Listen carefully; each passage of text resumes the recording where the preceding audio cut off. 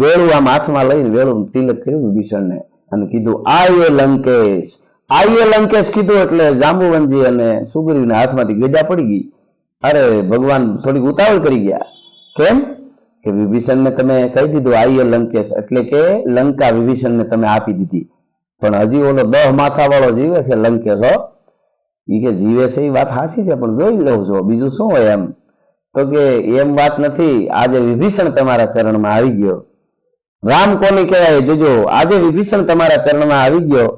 જાંબુવનજી સુગ્રીવ કહે છે, પ્રભુ કાલે રાવણને હારો વિચાર આવે ને તમારા ચરણમાં આવી ત્રાહીમામ શરણાગત શું કરી પગે લાગે તો હાલો લડે તો જીતી જાઉં આપણે. પણ રાવણ કાલે તમારા ચરણમાં આવી જાય તો તમે રાજા તો વિભીષણને બનાવી દીધું, તમે શું કરશો?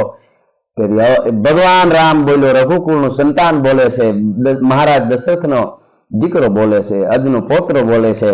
એને કીધું કાલે રાવણ મારા, આજે મેં લંકા આપી દીધી વિભીષણને, રાવણ મારા ચરણમાં આવી જાય કાલે તો રાવણને મારું અયોધ્યા આપી દઈશ. હું રઘુકુળનું સંતાન છું, હું દશરથનો દીકરો કૌશલ્યા નંદન છું.